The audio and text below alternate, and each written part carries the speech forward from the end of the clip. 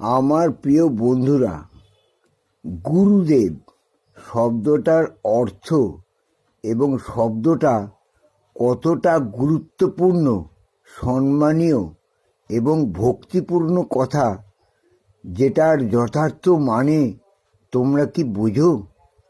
আমরা গুরুদেবকে সম্মান, ভক্তি এবং মর্যাদা প্রদান করি কেন, সেটা কি তোমরা জানো? আমি বলে দিচ্ছি। গু শব্দের অর্থ হচ্ছে অন্ধকারাচ্ছন্ন। রু শব্দের অর্থ হচ্ছে আলোকোজ্জ্বল। অর্থাৎ যে ব্যক্তি অন্য ব্যক্তিকে, অপরজনকে অন্ধকারাচ্ছন্ন স্থান থেকে আলোকোজ্জ্বল স্থানে আনে বা আনয়ন করে, তিনি একমাত্র গুরু।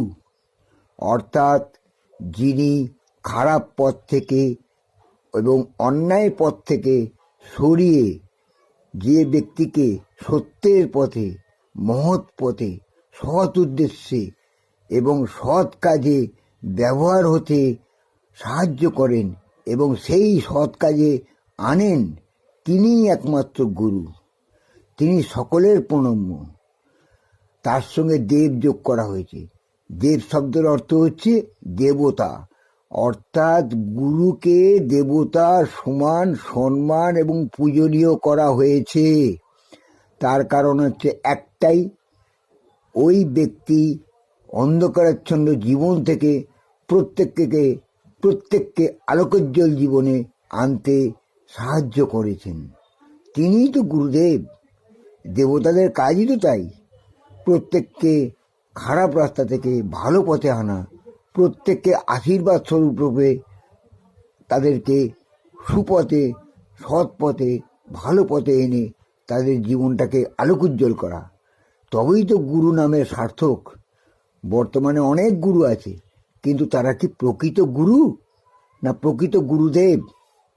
99% ভণ্ডামিতে ভরা। বিভিন্ন চাটুকতার মাঝখানে প্রত্যেকে নিজেদেরকে জাহির করে বলছে আমরাই গুরু। গুরু হওয়া তো সহজ নয় গো।